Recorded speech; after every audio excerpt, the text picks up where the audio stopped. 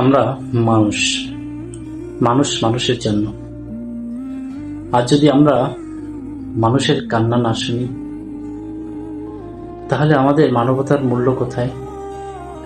মানুষ হয়ে যদি মানুষের দুঃসময়ে পাশে না থাকি, তাহলে আমাদের পরিচয় বা কি? সম্প্রতি চট্টগ্রাম, নোয়াখালী সহ দেশের বিভিন্ন অঞ্চলে ভয়াবহ বন্যায় হাজারো পরিবার অসহায় হয়ে পড়েছে। কারো ঘর নেই, কারো বিছানা নেই, কারো রান্নার হাঁড়ি নেই, অনেক শিশুর মুখে এক মুঠো খাবার নেই।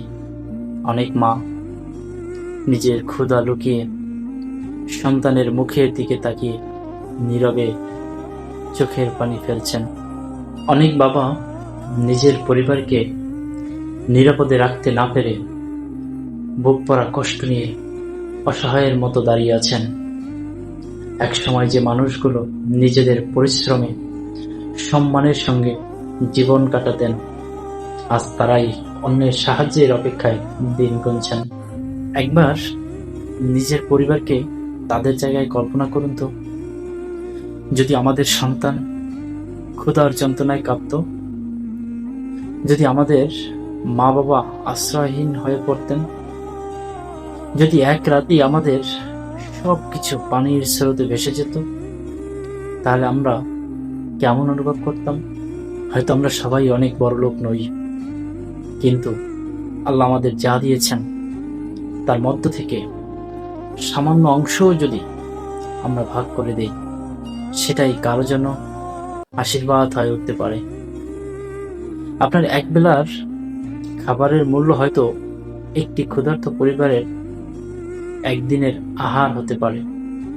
আপনার একটি কম্বল, কিছু শুকনো খাবার, কিছু ঔষধ কিংবা সামান্য অর্থ কারো জীবনে নতুন আশার আলো জ্বালিয়ে দিতে পারে।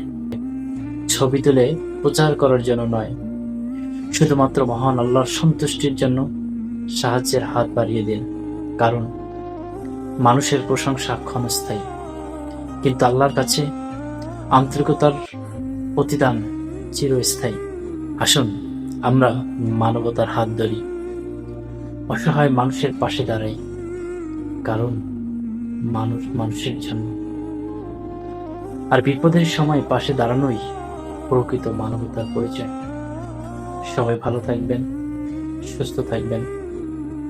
আল্লাহ হাফেজ।